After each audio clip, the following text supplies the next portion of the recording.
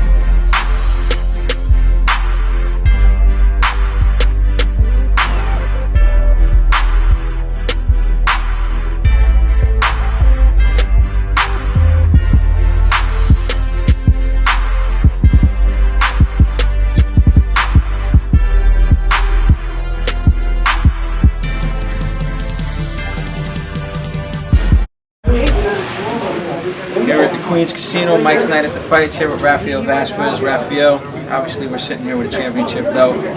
One-star bout knocking out. I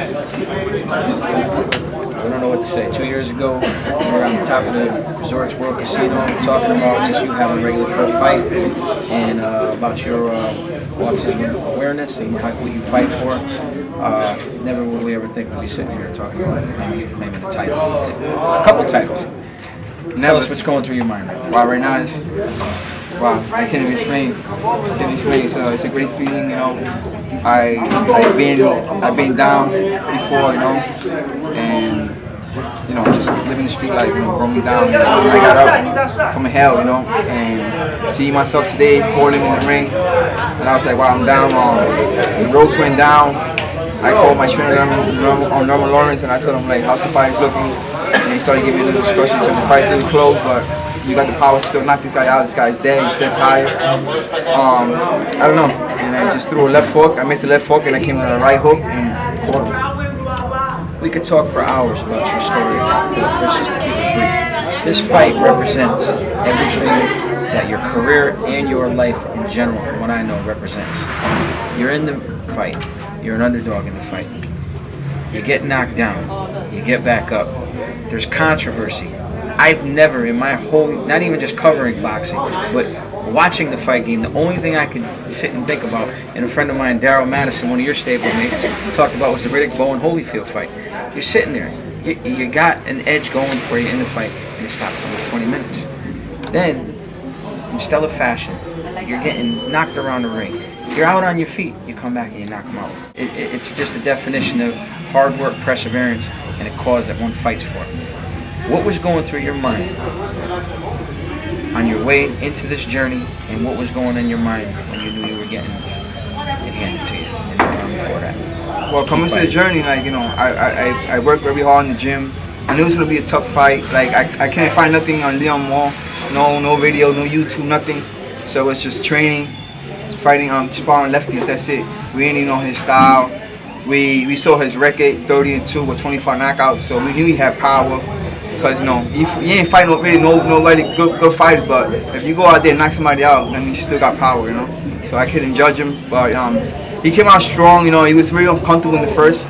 He was kind of, you know, he was running a lot. Every time I got him in the clinch, he hold me. So it was a little frustrating, but I had faith that we're gonna go 10 rounds. I trained for 10 rounds. I ain't trained for 1 round, 3 rounds, 5 rounds. We trained for 10 rounds. And my trainer had told me through the whole camp, we're gonna stop him in the late rounds.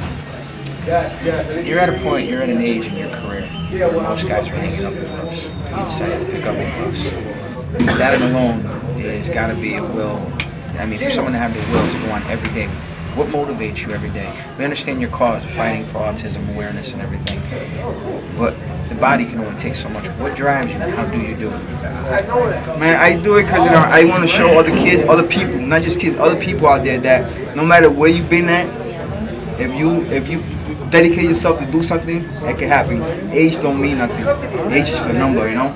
And for me, you know, I just feel I'm grateful, you know, and I'm blessed. Like I say, I'm blessed.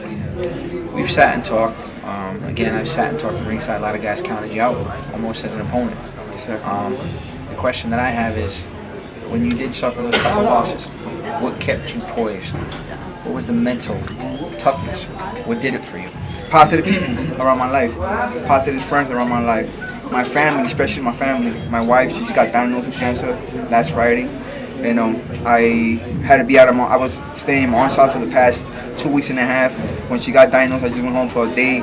But you know, all this little stuff, like my daughter with the autism, she came out with some spikes on the right side of the brain, something else, and my wife just got, you know, it just made me more humble and make me like more hungry, you know, to just go out there and just fight for my family. Like when I went down, I don't know what round was, I don't know what's the fourth. Was that going through your mind? It was going, yeah, and I'm like, wow, you know. And when I got up, I looked towards my family, my wife, and I just shake my head, I'm alright, you know.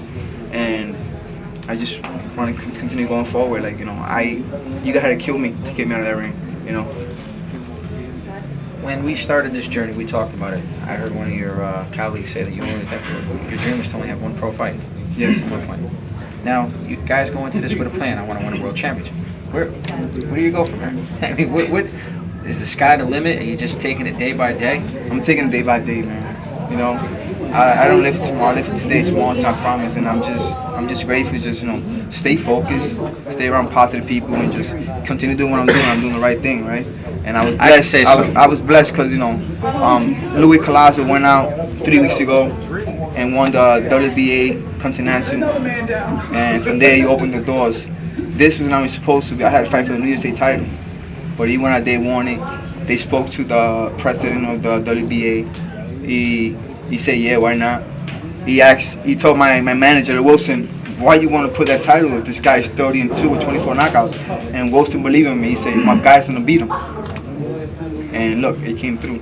Because I believe my whole team, it was a positive team around me. And again, this is the second title just in one night. You guys got a strong, tight-knit family there.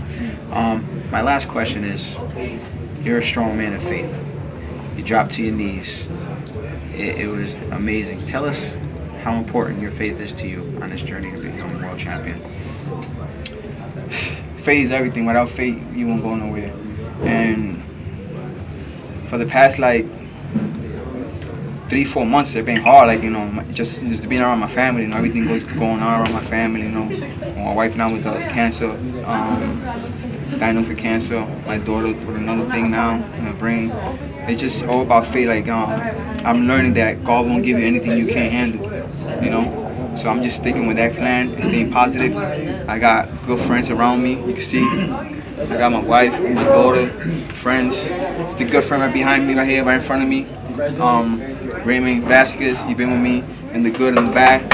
And I just do it for them, do it for me especially. Because I learned you got to do it for me first, then you got to do it for other people. From the outside looking in, I do want to say, people search for inspiration in times of cancer and tough times in life. It's one of the toughest things anybody can go through. We do a lot of work with St. Jude Hospital. My family's been doing it for years. And people have always searched for fighters because it resembles inspiration that they need to get through. And to have, and you know, me speaking as a journalist, as a friend, and somebody who loves the fight game, this is going to be something that they could look to for inspiration in their time. And a lot of luck to you, my friend. Congratulations. God bless you. Same here.